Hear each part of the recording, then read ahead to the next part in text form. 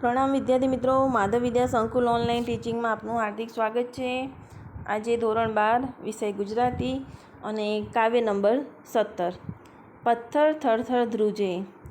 વિદ્યાર્થી મિત્રો, માણસોને ધ્રુજવાની વાત નથી, અહીંયા પથ્થર થરથર ધ્રુજવાની વાત કરવામાં આવી છે આ કાવ્યની અંદર। તો વિદ્યાર્થી મિત્રો, આ જે પથ્થર થરથર ધ્રુજે એ સજીવારોપણ અલંકાર છે। નિર્જીવ વસ્તુમાં સજીવ વસ્તુનું આરોપણ કરવું। થરથર કોણ ધ્રુજે? માણસ ધ્રુજે છે, એટલે સજીવારોપણ અલંકાર છે। હવે નિરંજન ભગત આપણી સમક્ષ આ ગીત લઈને આવેલા છે। કાવ્યનો પ્રકાર પણ ગીત છે। તો નિરંજન ભગતનો જન્મ ઈસવીસન 1926માં થયો અને હાલ અમદાવાદમાં નિવૃત્ત જીવન ગાળી રહ્યા છે। નિરંજન નરહરિ ભગત અમદાવાદના વતની છે। વ્યવસાય તેઓ અધ્યાપક હતા। હાલ અમદાવાદમાં નિવૃત્ત જીવન ગાળે છે। ગુજરાતી અને અંગ્રેજી ભાષા સાહિત્યના વિદ્વાન સર્જક તરીકે જાણીતા બન્યા છે, તેમજ સ્વાતંત્ર્ય કાળના મોટા કવિ તરીકે ઓળખાયા છે। છંદોલય, કિન્નરી, અલ્પવિરામ, 33 કાવ્યો વગેરે સંગ્રહો દ્વારા પ્રકટ થયેલા તેમના બધા જેટલા કાવ્યો છે એ બધા જ કાવ્યો છંદોલય બૃહદ નામના એક ગ્રંથમાં સંગ્રહાયેલા છે। પ્રવાલદીપના કાવ્યો દ્વારા નગર જીવનની પાશ્ચાત ભૂમિકામાં, વિદ્યાર્થી મિત્રો આ એક ખૂબ જ આઈએમપી છે, અહીંયા અંડરલાઈન કરી લેજો, 1 માર્ક્સના પ્રશ્નમાં પૂછાય છે। કાવ્ય દ્વારા નગર જીવનની પશ્ચાત ભૂમિકામાં આધુનિક માનવીની, આજના સમયના માનવીની સંવેદનાને ગુજરાતી કવિતામાં સૌ પ્રથમ કોને પ્રકટ કરી છે? તો નિરંજન ભગતે કરી છે। આ પ્રશ્નમાં 1 માર્ક્સના પ્રશ્નમાં પૂછાય છે। માનવતા પ્રેમી કવિ તરીકે જાણીતા, અંગ્રેજી સાહિત્ય વિશે પણ તેમને અભ્યાસ પૂર્ણ કરીને વિવેચન કાર્ય તેમને કરેલું છે। તો વિદ્યાર્થી મિત્રો, આ છે નિરંજન ભગતનો પરિચય। મેં તમને જે પ્રશ્નો કીધા છે, પ્રશ્નો ખૂબ આઈએમપી છે, તો નોંધ કરી લેજો અહીંયા। હવે હું તમને થોડી કાવ્યની સમજૂતી કરી દઉં કે પથ્થર થરથર ધ્રુજે એમ કેમ કહેવામાં આવ્યું છે। હવે પથ્થર થરથર ધ્રુજે એ ગીતમાં કવિએ સમાજમાં રહેતા જે લોકો છે એમની સામાજિક માનસિકતા પરત્વે આપણા સૌનું ધ્યાન એ તરફ ખેંચ્યું છે। હવે એક ગામની અંદર એવું બને છે, એક ગામના પાદરે ગામના લોકો ભેગા થાય છે। કોઈ અબળા છે જે ખરાબ ચાલ ચલનવાળી સમજીને તેના ઉપર આ બધા જ લોકો ન્યાય તોડવા માટે ભેગા થાય છે। હવે ન્યાય તોડવામાં આવે છે કે તેને પથ્થર મારીને મારી નાખો, એવું કહેતા આ જે સમાજના લોકો અચકાતા નથી। પરંતુ જ્યારે આ ન્યાય તોડવામાં આવ્યો ત્યારે ત્યાંથી એક સંત પુરુષ પસાર થાય છે અને સમાજના જે મોટા મોટા લોકોએ ન્યાય તોડ્યો છે એ ન્યાય વૃત્તિને અહીંયા એ સંત પડકાર આપે છે અને કહે છે, કવિએ ઈસુ ખ્રિસ્તની વાણી અહીંયા લીધી છે કે જેણે પાપ કર્યું ના એકે, તે પથ્થર પહેલો ફેંકે। એ ઓલિયાને મુખે મૂકીને કહેવાતા ડાયા લોકોની ન્યાય વૃત્તિનો ઉપહાસ અહીંયા કરવામાં આવેલો છે। આ સાંભળી સૌ ત્યાંથી ચૂપચાપ ચાલ્યા જાય છે।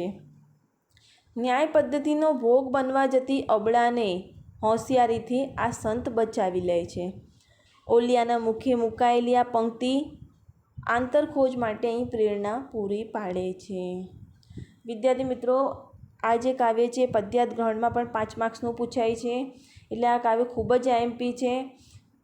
હવે હું કાવ્યની શરૂઆત કરું છું, 2 પંક્તિનું વાંચન કરું છું અને તમને વિસ્તારમાં સમજાવતી જાઉં છું।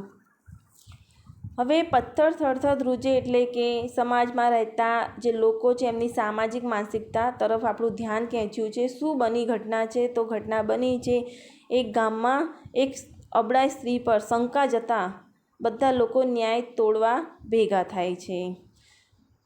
પથ્થર થરથર ધ્રુજી રહ્યા છે। આજે માણસોના હાથ નથી ધ્રુજી રહ્યા, પણ પથ્થર થરથર ધ્રુજી ગયા। કેમ? હાથ હરખથી જૂઠાને જળ, હાથ હરખથી જૂઠાને જળ।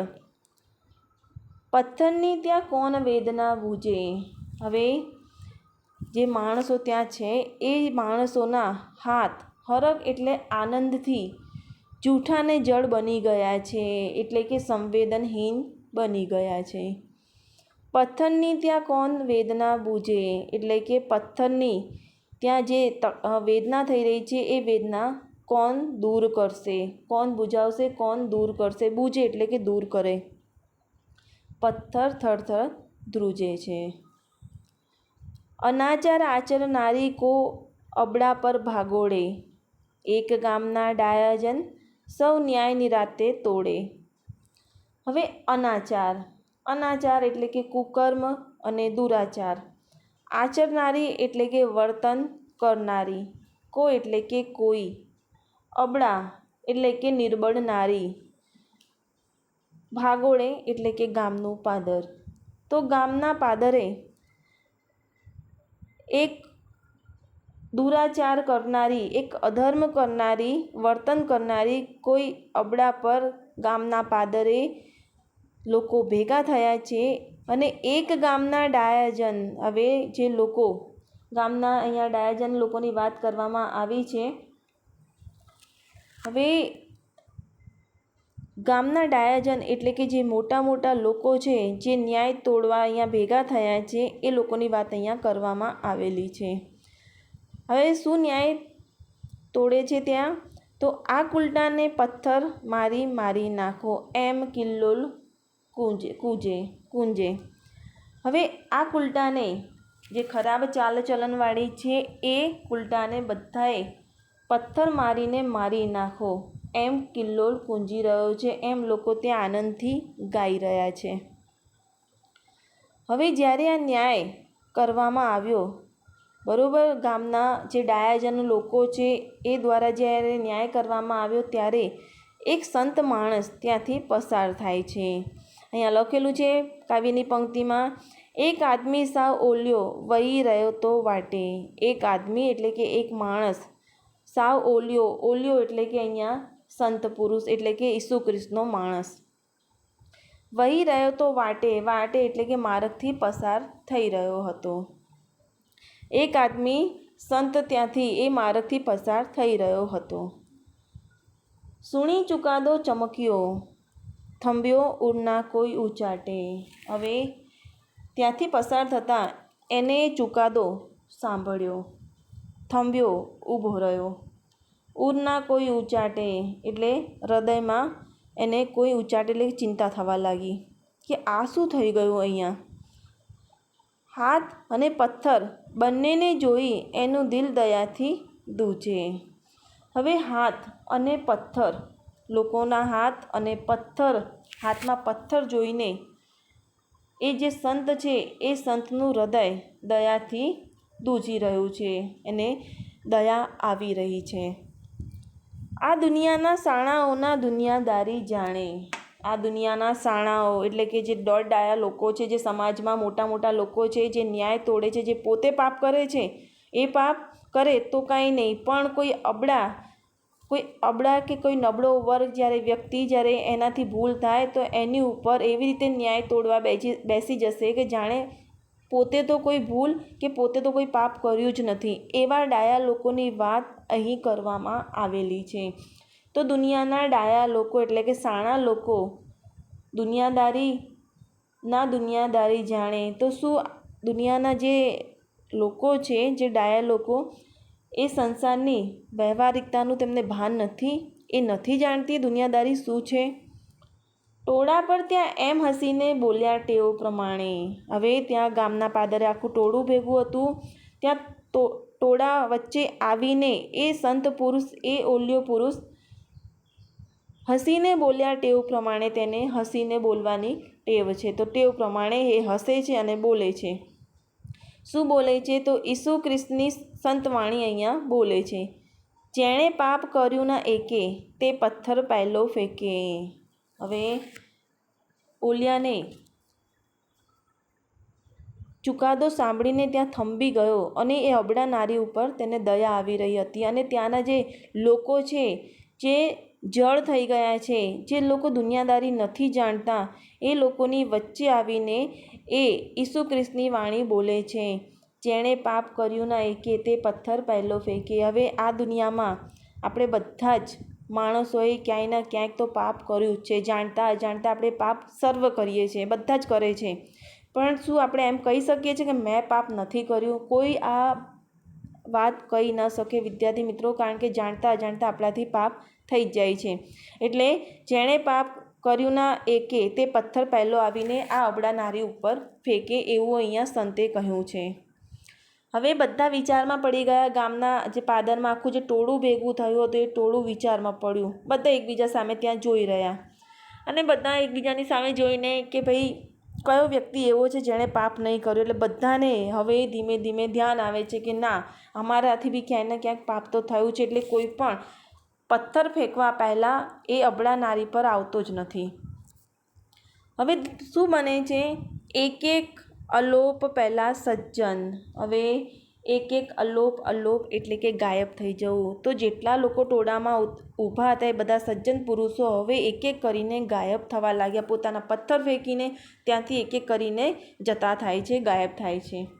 જ્યારે શું કરવું ના સૂઝે. હવે એ ટોળાને જેટલા લોકો છે એ ટોળામાં કોઈને ખબર નથી પડતી કે હવે કરવું શું, કયો એવો વ્યક્તિ છે જેણે પાપ ન કર્યો, એવું વિચારીને બધા ગાયબ ત્યાંથી થવા લાગ્યા. હવે છેલ્લે બધા ગાયબ થયા ત્યારે બે વ્યક્તિ ત્યાં રહે છે. એ બે વ્યક્તિ કોણ છે? એક અબળા. એ અબળા રહીને રહ્યો ઓલિયો. એક એ અબળા નારી ત્યાં રહી અને એક સંત રહ્યો. એનું કવિજન ગીત હજી એ ગુંજી રહ્યું છે. એનું આજે કવિજન ગીત હજુ પણ એ ગુંજી રહ્યું છે. તો વિદ્યાર્થી મિત્રો, હવે તમને ખ્યાલ આવી ગયો છે આ કાવ્યની અંદર કે આ કાવ્યમાં જે મોટા મોટા લોકો છે જે ન્યાય તોડવા બેઠા છે, એ ન્યાય તોડનારા લોકો પોતે કેટલું પાપ કરે છે અને બીજા પર જ્યારે ન્યાય તોડવાની વાત આવે છે ત્યારે પોતાને નિષ્પાપ અને નિષ્કલંક સમજીને બીજાને આવા ભયાનક ન્યાય તોડવા બેસી જાય છે. તો આ શું છે? સમાજની માનસિકતા તરફ લોકોનું ધ્યાન આ કાવ્યમાં ખેંચવામાં આવેલું છે કે લોકો કેવા છે. હવે વિદ્યાર્થી મિત્રો, અહીંયા એક પંક્તિ છે કે કીધું છે કે જેણે પાપ કર્યું ના એકે તે પથ્થર પહેલો ફેંકે. તો આ બે પંક્તિ છે એ પંક્તિમાં આપણને આંતરખોજ માટે પ્રેરણા પૂરી પાડે છે. આ જે પંક્તિ છે એ આંતરખોજ એટલે કે અંતરની ખોજ કરવા માટે પ્રેરણા પૂરી પાડે છે. કારણ કે જે ઓલિયો પુરુષ હતો, જે સંત હતો, એ સંતે આ વાણી બધાના વચ્ચે કહી હતી અને બધાને આ કહ્યું હતું કે પહેલાં પોતે પોતાનું અંતર્મન ખોજો, એમ કહેવામાં અહીંયા આવેલું હતું. તો આ ઈસુ ખ્રિસ્તની વાણી છે વિદ્યાર્થી મિત્રો, જે અહીંયા સંતે કહી હતી. બરાબર. હવે વિદ્યાર્થી મિત્રો, અહીં કાવ્ય પૂર્ણ થાય છે. છંદોલય બૃહતમાંથી લેવામાં આવેલું. મેં તમને અગાઉ કીધું હતું કે નિરંજન ભગત છે, તેમના બધા જ કાવ્યો એક ગ્રંથમાં સંગ્રહાયા છે, એ છે છંદોલય બૃહતમાં સંગ્રહાયા છે. હવે શબ્દ સમજૂતી તમે જોઈ શકો છો વિદ્યાર્થી મિત્રો, તો યાદ કરી લેજો થોડીક. અને હવે સ્વાધ્યાયમાં આવી જઈએ. સ્વાધ્યાયમાં પહેલો પ્રશ્ન છે, ગામની ભાગોળે લોકો શા માટે એકઠા થયા હતા, એટલે કે ભેગા થયા હતા. તો ગામના ભાગોળે લોકો એટલા માટે ભેગા થયા હતા કે ત્યાં એક અનાચાર આચરનારી અબળાના એના કૃત્ય માટે ન્યાય આપવા માટે લોકો ત્યાં ભેગા થયા હતા. ગામના સજ્જનોએ શો ન્યાય કર્યો? તો ગામના સજ્જનોએ ન્યાય કર્યો કે આ કુલટાને પથ્થર મારીને મારી નાખો, એવો ન્યાય કરે છે. ઓલિયાનો ન્યાય તમે કેવો કહેશો? લોકો શા માટે ત્યાંથી નાસી ગયા? હવે ઓલિયાના ન્યાયથી શું કરવું અને શું ન કરવું ત્યાં તે લોકોને સૂઝતું નથી. એટલે એક એક કરીને લોકો ત્યાંથી નાસી ગયા. પ્રશ્ન ચોથો છે, કવિનો હાથ સાથી કંપન અનુભવે છે. તો કવિનો હાથ એટલે કંપન અનુભવે છે કે આ જે સમાજના લોકો છે એ લોકોની નિષ્ઠુર ન્યાય બુદ્ધિને અથવા ન્યાય વૃત્તિને જોઈને કવિના હાથ કંપન અનુભવે છે. પાંચમો પ્રશ્ન છે, ઓલિયો આદમી શા માટે થંભી ગયો? તો ઓલિયો આદમી એટલે થંભી જાય છે ત્યાંથી પસાર થતાં કે કુલટાને પથ્થરથી મારી નાખો એવો ચુકાદો સાંભળતા એ ઓલિયો એટલે કે સંત પુરુષ ત્યાં થંભી જાય છે. પ્રશ્ન નંબર 2, ઓલિયાએ ગ્રામજનોને શું કહ્યું? તેનું શું પરિણામ આવ્યું? ઓલિયાએ ગ્રામજનોને કહ્યું, જેણે પાપ કર્યું ન એકે તે પથ્થર પહેલો ફેંકે. એવું કહેતા જ બધા ત્યાંથી પલાયન થઈ ગયા, બધા ગાયબ થઈ જાય છે. અને છેવટે એ સંત અને અબળા નારી રહી જાય છે. પ્રશ્ન નંબર 2, ઓલિયાનો સાચો ન્યાય સાથી ગણી શકાય છે? તો તેનો જવાબ છે કે દુનિયામાં એક પણ વ્યક્તિ એવી નહીં હોય જેણે જીવનમાં નાનું મોટું જાણીએ અજાણીએ કોઈ પાપ ન કર્યું હોય, તો પછી કોઈને આ પ્રકારનો ન્યાય તોડવાનો કોઈ અધિકાર નથી. ઓલિયાએ ઈસુ ખ્રિસ્તનું વચન ટાંકીને સૌને પોતાની તરફ જોવા માટે કહ્યું, જેણે એક પાપ ન કર્યું એકે તે પથ્થર પહેલો ફેંકે. ઓલિયાના શબ્દો સાંભળીને સજ્જનો પથ્થર લઈને ઊભા હતા તે બધા અટકી ગયા અને પલાયન થયા. સૌના હૈયાના દ્વાર ત્યાં ખુલી ગયા. ઓલિયાએ લોકોની મોટી ન્યાય પદ્ધતિનો ભોગ બનનારી કમનસીબ અબળાને હોશિયારીપૂર્વક ઉગારી લીધી, એટલે કે બચાવી લે છે. એટલે ઓલિયાએ જે ન્યાય કર્યો તે સાચો ન્યાય ગણી શકાય છે. આગળનો પ્રશ્ન છે, ઓલિયાની માનવતા દર્શાવો. તો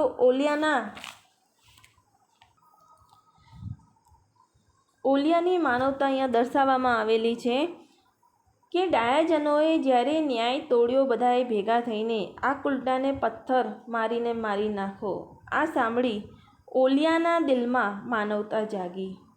આ ઓલિયાએ હંમેશા પોતાની હસવાની જે ટેવ છે એ ટેવ પ્રમાણે ત્યાં એકઠા થયેલા લોકો વચ્ચે ડાયાજનો વચ્ચે કહ્યું, જેણે પાપ કર્યું ન એકે તે પહેલો પથ્થર ફેંકે. તેમ આ શબ્દોમાં અબળા નારી પ્રત્યેની માનવતા આપણને અહીંયા દેખાઈ જાય છે. બરાબર. તો વિદ્યાર્થી મિત્રો, કાવ્યના બધા જ 1 માર્ક્સના કે 2 માર્ક્સના પ્રશ્નો છે આ બધા જ. તો બધા પ્રશ્નો લખવાના છે અને મેં તમને જેટલા પ્રશ્નો કીધા છે પરિચયમાંથી એ બી ખાસ નોંધ કરી લેજો. પરીક્ષામાં પૂછાતા હોય છે, હેતુલક્ષી પ્રશ્નોમાં આવતું હોય છે. વિદ્યાર્થી મિત્રો, આશા રાખું છું કે તમે બધા જ સ્વાધ્યાય લખતા હશો અને બધાએ વાંચન કરતા રહેવું. પ્રણામ વિદ્યાર્થી મિત્રો.